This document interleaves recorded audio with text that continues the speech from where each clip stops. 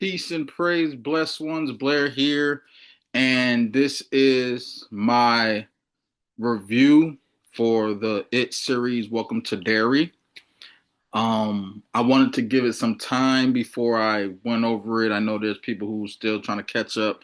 Some people who still haven't watched it, but it's been about a week now, and I know people have already done like reviews and done reviews. But I'm gonna just be honest with y'all. Like, I'm gonna start doing reviews on different series and on movies, but because I haven't been able to get the format of the putting the videos up yet, I'm just gonna do this way. So just bear with me, and then plus I don't have to really worry about copyrights and doing too much edit. I like to do things myself. I like to just get straight to the point. But I do want to say that you know watching it, it was kind of like, man, should I be watching this? Because people who know me knows that I am a man of faith, a man of God, and I'm not 100% sure. It's like if I should have been watching it, but it was a good show. So I'm gonna just say it like this: this was one of the best shows on streams. I had Netflix, Prime, um, BT Plus, HBO Max, and this was one of the shows that I was staying locked in. So I'm gonna get right into it. Really starting from the first episode to episode 8. Like every episode, I felt like was was great, and because I can't really, I can't remember exactly every what took place on every episode, but I do know what took place. So I want to first get into the beginning of the series where they had the children who we thought was going to be the main characters. I want to say Teddy, Susie, and I forgot the other guy's name, but it started off with Maddie, you know, at the movie theater, and apparently he was running away from home. He actually said, his father, he was trying to get away from Derry, and it was just kind of interesting because I was like, you have a family that picked up this young boy, and they're just gonna just take him and go over to leave the state. And the fact that that was written in, I was like, oh, yeah, he's got to be dreaming. And then when the baby came out, which we will actually get into a little later in the video, I was like, what's this baby? But the first episode was, it didn't waste no time. You know, thinking that these kids was going to be the main kids when they got killed off. And then even with, Lily and Ronnie, they last throughout the whole series. I'm glad that, at least we did have some children that stayed during the whole series, and we already know that this was taking place in 1962, so it was 27 years prior to the movies. So my thing though is, and this is probably going to talk about as far as like really what it is, because it is a cosmic force that doesn't base itself on time or space, because as it mentioned in the last episode, 'cause I'm gonna be going back and forth, as it mentioned in the last episode, the past, present, future, it's all the same. So when I thought about how this was the prequel, and then on the last episode when it told Marge, who at first I was skeptical about her. I didn't dislike her because I know she was really just trying to fit in with the popular children, with the popular girls, but she was still, standing with Lily. And then she had ended up becoming part of the dream team. But she's Richie's mom. And and because we don't really know much about the parents in the movies, but like with it saying, the past, present, future is all the same, it kind of then makes me think about, say, you know what, I wonder if it's not necessarily a prequel. It can be. It's like a double entendre there because it's like, what if it went back in time to prevent his death in the later time? And then being that every 27 years he goes to sleep due to the pillars, because that's a pivotal part about its existence as far as when he can feed and when he sleeps. So for me, I thought about how the next season, which I do believe they're going to pick up because, from my understanding, they just did season one, which was taking place in 1962. Then season two is going to be 1935. Season three, 1908, or what the nose rams, where he actually became Pennywise the clown, because just like in the I want to say episode 6, maybe 5, that they was talking about as far as like how it came about. And somebody's calling me. I can't answer it right now. But it was a really good series, and thank God for Dick Halloran. He was a very pivotal character in this series. And for a lot of people who aren't familiar with Dick Halloran, he has The Shine. I still haven't finished watching The Shine. I had always heard about the movie, and then I was like, I'm gonna watch it one day, but then I started looking, and I'm like, probably like maybe even an hour in the movie. But all these movies kind of tie in, from like The Mist, The Shining, Doctor Sleep. And the thing about the It series, or the It anthology books, is these were written later. So The Shine and Doctor Sleep, all these books were written before it was even written. So I like how that was tied in. And, because I do some research as far as like how, like, when what was what. But and even from the original It movie with Tim Curry, and Tim Reed, and Annette O'Toole, and John Ritter, rest in peace. You know the timeline was kind of altered a little bit, but like I said, Dick Halloran was a pivotal character in the movie, or in the series. And he's somebody who has psychic abilities, and then he has the sixth sense where he can see dead people, and that was something that he was hiding since he was a boy. And I didn't see Doctor Sleep neither, so I don't know exactly everything that was explained, but apparently, like, he had a traumatic experience as a child that his grandma helped him deal with. And with him seeing the dead people, he was able to conceal that gift until his granddad was, apparently he was abusive, and this traumatic character in Dick Halloran's life, and it actually revealed it. And the thing about it is, it didn't even kill him. Like, it wanted to make him go crazy. That's one thing that I realized, because it can he feeds off your fear, and he also creates fears in you. So the fact that it and Halloran was having this back and forth mind trick throughout the whole series was kind of interesting to me. That's something that kind of stood out, because even at the end of like the episode 8, when he was in its mind, and the thing about it, and this is something that wasn't addressed in the series, but this was addressed in the second movie, where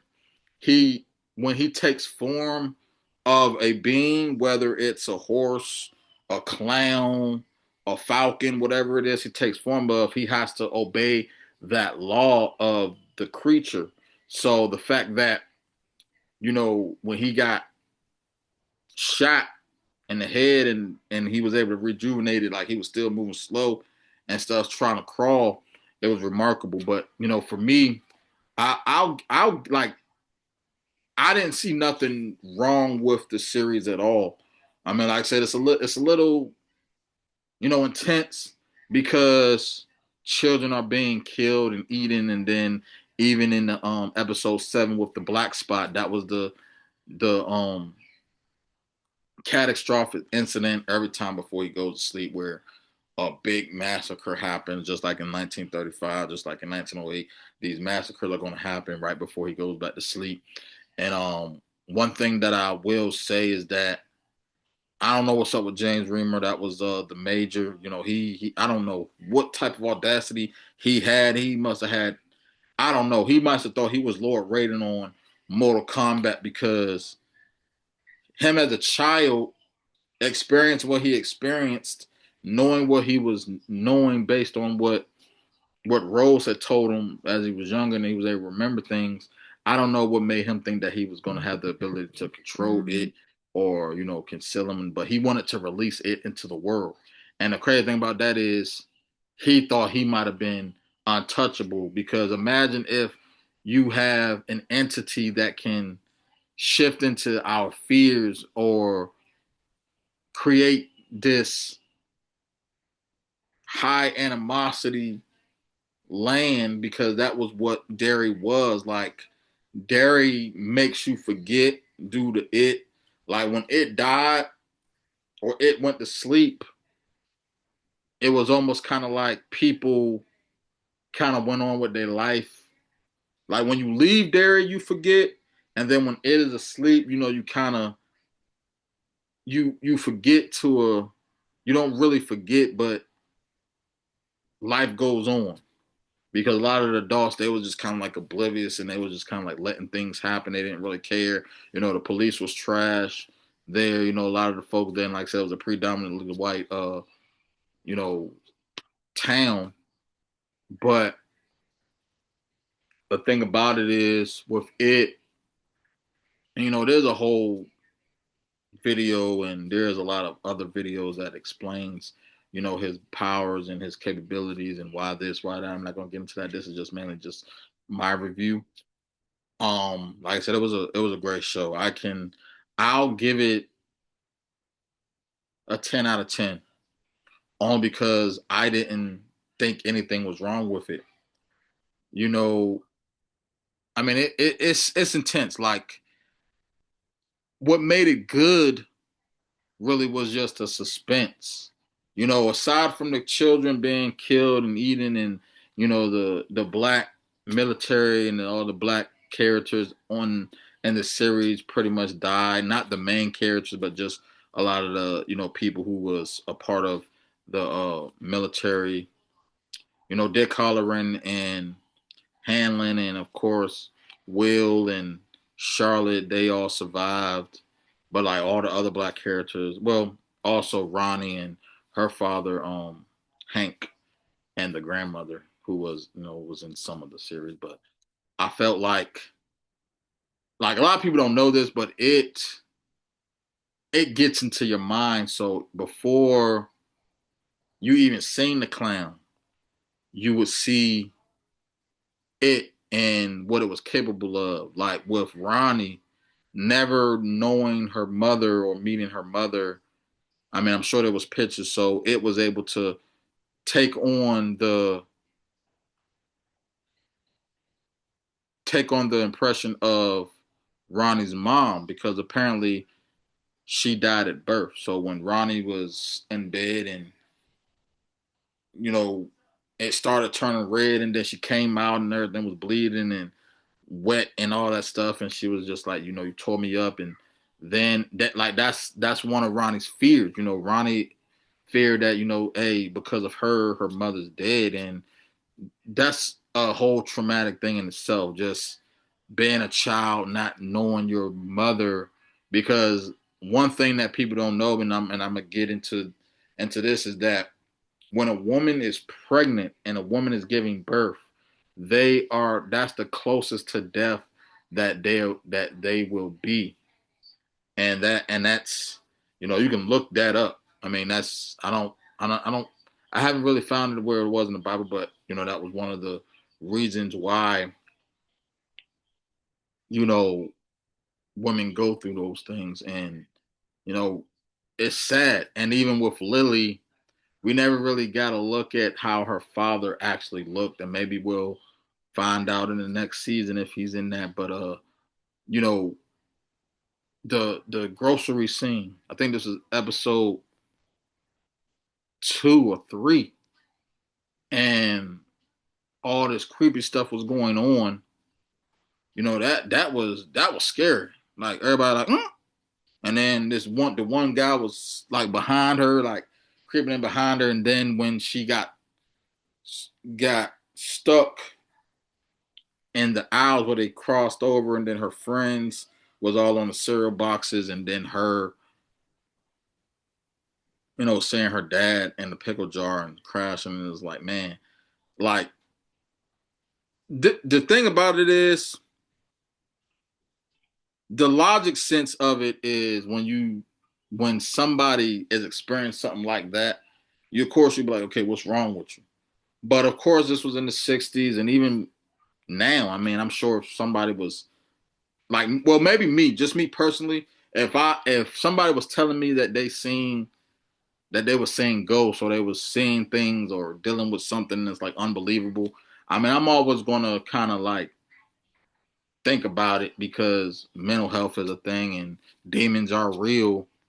But the stuff that was going on in the series was just crazy. I'm like, what am I watching? I mean, it was just very, it was scary, man. Like, I wouldn't recommend people who are, afraid, or who have like jump scares, because there was a lot of jump scares, and that was one of the things. Like, people who aren't really big on, horror. No, I'm not really big on horror neither. The only reason why I watched it as well is because, like, I'm familiar with, the movies, and I wanted to check it out. But I don't advise anybody to, you know, watch it who is very, particular about, spirits and everything, because I believe in spirits, and I know that they open up doors in real life, and anything that you consume can affect, because energy can't be, destroyed or concealed. It just transfer from one place to another. But that's a whole nother thing. Like I said, the show. So that last episode kind of gave me a better understanding on what it was able to do as far as with time, because with the fact that he said his birth is his death, that kind of made me think about the first episode the um when the mutant baby, the giant mutant baby, as I think it was Teddy that said that. And it's like, man, I wonder, that was like the beginning. That was like his beginning in that time. I don't know exactly how long it has. I don't know how long his feeding cycle transpires, because whenever we're looking at the series or looking at the movies, like, he's already, like, they already talk about how these children are missing and all that. And but I will say another thing besides the major, another crazy character was um the daughter, um Prinkle Wickle, the nurse from, Juniper Hill, when she was mental. She thought her dad had got possessed or gotten taken over by something, and it was actually him, because she didn't really understand, what it was, because it showed it on the episode where her father went into the woods with this young man, or it posed as a young man, and he never returned. So she don't even really know what happened to him. Like she said, he was just taken from me. So then in 1935, when she took the young girl to the basement and seen the the creature or it Pennywise, she thought that was her dad, and he just kind of something had happened. And even when they showed her open the door after it then ate the girl, she opened the door, but they, I mean, so it's clear, so it was clear that she wasn't like she was feeding it, or collaborating in a sense, because she wasn't afraid of him. So that was the thing when she was having that affair with Grogan. It could have been a one time thing. Her husband was, it was obvious that he was very aggressive. I'm not gonna say that he abused her, but just the way that he was talking to her was just like, man, you seem like you very controlling, that you hit this woman. But to me, I just think, I said, man, she set this whole thing up. So the black spot is because of her. So it makes me think, like, I don't know if the next season in 35, because she was around then, because she was a little girl in 1908, if that's going to be another thing that she might have caused, because she just wanted to see her father again. So, and then she didn't realize that it was her father until like that episode, and I was just like, and I'm still trying to understand what the deadlights actually mean, because that's the true being of it. So I just want, I mean, I know it puts them in like a trance, because even in the series with Tim Curry, you know, when you get when you go into the deadlights, you stuck, you like there ain't, like, you ain't, it ain't there. I think and I think the sheriff in Welcome to Derry is the father of Henry Bowers. Again, that racist kid, piece of crap. But overall, my favorite episode might have been the last episode, even though it was like, it felt, you know, I mean, it was interesting. I mean, that was the one that kind of like, man, that these girls, like these girls is actually going out there to go get Will, and the acting of these children, like, was just phenomenal. I feel like that was like most of the highlights, like, where, I don't know how old they are. I think on the series they're like 13. They're in high school, of course, but um the acting was remarkable. Like, even like the first set of kids, the three kids that, or the four kids that died in the first season, and then they showed Maddie. I think that was episode 5 when Maddie came back. Apparently it was it, but it was just like, man, he had me for a second.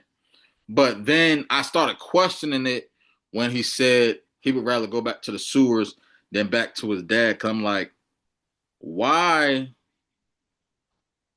Like, his dad couldn't have been that bad, because you pretty much could have been dead. So you would rather go back in your chance of dying than getting, you know, abused or whatever by your father. Like, that was kind of what kind of made me like, huh? You was gone. You was away for 4, maybe 5 months, because if you notice that Mars said she only knew Rich for a month, but apparently, Rich was more familiar with her. He had a crush on her, but so the time that they was hanging out was like a month's time, and maybe it wasn't even a month. Maybe it was less than that, just as far as like what we seen. But yeah, like, Maddie was gone for 4 months, because from the first episode, like, to the beginning of the first episode, when Maddie was there, to the time when they started showing Teddy and Lily and all them, that was 4 months later. So you was gone for 4 months. What was you eating? How, like, you would say you was hiding. I guess you was just there. He was holding you that down there just for whatever reason, and then you said you'd rather go back in the sewer than to go back to your dad. And that was the thing. I would have been like, the thing is, what I didn't like about Lily was she was just so naive. I mean, that's what I mean. Children are that way, but you wanted to go back to the sewer and even go down there and like, no, you need like you can't like you trying to do adult things, even though the police didn't believe you. Somebody had to believe you. But the crazy thing about it is what they had seen Maddie, because it played that part so well with Maddie because it was believable. But him not wanting to go back to his dad, he'd rather go back to school. That was the thing. I was like, yeah, that was kind of questionable. And apparently he got it. And another thing was like because of the first episode when Lily got stuck when she was in the sewer and it was about to eat her. I was scared. I'm like, yeah, the way that they got it, like they don't care. There's a possibility that she can get eaten. This will be her last episode, but because of the dagger, that was a lifesaver for her. Um, I'm kind of glad Daniel did survive the sewer. The other colonel, I guess he also survived, but they killed my man at the end of this episode, the end of episode 8, last episode, man. I was like, wow. So they was like really about to let it free, and they just didn't understand. Like they didn't understand how crazy, how stupid it was. Like imagine, like I said, I said, man, imagine if it got out. Imagine if it was unleashed into the world, and we became oblivious and just whatever to all the bad that was going on, and we didn't do anything because like I said, Charlotte was the only person that was actually wanting to do something about what was going on in Derry, and all the white people was looking at her like she was crazy, like, hey, how dare you. And it's kind of wild, man, but again, it could be part of the fact that yeah, there was a lot of racist white people there, but it also could have just been the fact of the entity of it. Like I don't really feel like the Indians made it should have gave him that much space. I feel like they probably could have had left him, and they should have kind of made it smaller because if you like you can't kill it. So if you wanted to just trap it and you separated all these pillars, I feel like but of course then you don't know, but he had so much space to feed. And I think one thing that I understand is because of the fact that he couldn't go but so far. They're gonna bury the pillars around this time. Uh, like I said, the series was great, man. Like there's so much I can say about the series. I have so many thoughts on every single episode. Like I said, Holland is the MVP. Shout out to shout out to Ronnie, yo. Like she loves her dad so much. And the funny thing is, Hank is like he was just always as old dramatic, like, he's like, baby Ronnie, my baby Ronnie. It was just like, man, you certain things probably could have been avoided had they not like Lily was so fixated on trying to find Maddie and making things right. All this stuff happened.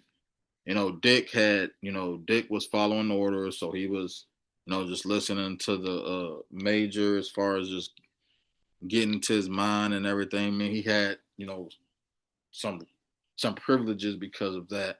And then even with Hanlon, a man without fear, he got tried. They didn't really, you know, in the it chapter, they didn't we didn't really know much about him. We just know he was the grandfather of Mike. But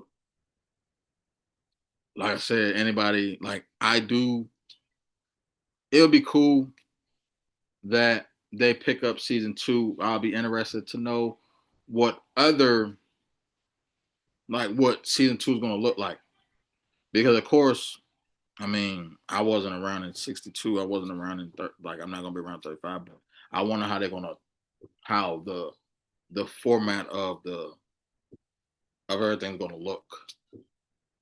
But I'm excited. Like I felt like this was a top tier series, and there's just so much. Like I'm trying to think. There's so much that I've. Oh, this is another thing,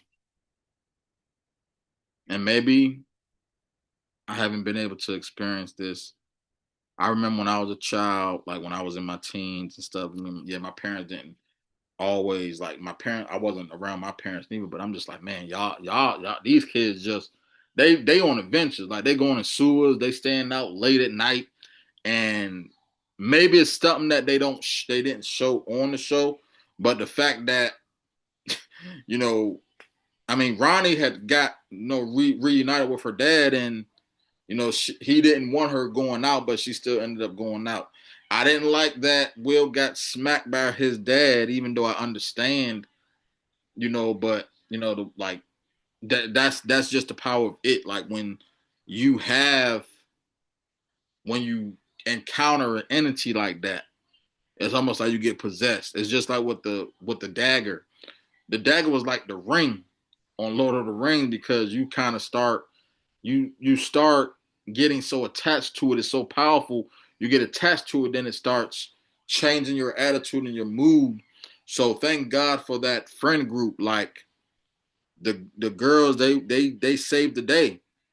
And even when Will was like he had it and he was trying to plant it, the dagger was so strong he turned around and they was forcing there. And then shout out to Rich, like without Rich, who would have known what would have happened because Rich came and saved the day. So again, like Dick Halloran, MVP, man, like there were some characters. Like I didn't really like Remar's character, that's the major. I didn't like the wife, the daughter's character, and I didn't really like the patty cakes.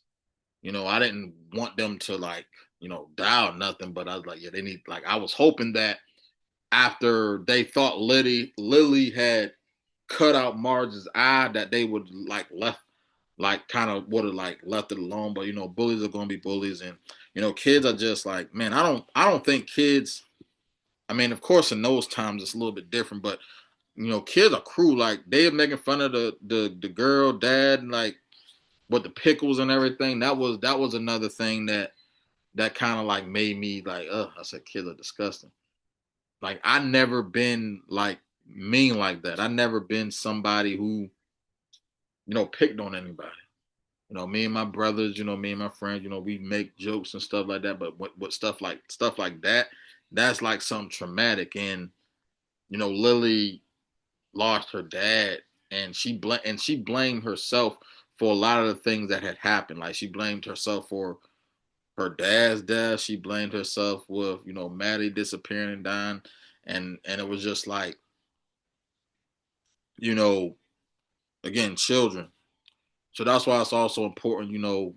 If you're a parent, just encourage your children. Like remind them, like tell them you love them. Tell them, let them know that things do happen, unfortunately, but you should never think that you can control everything or never think that it's your fault, you know.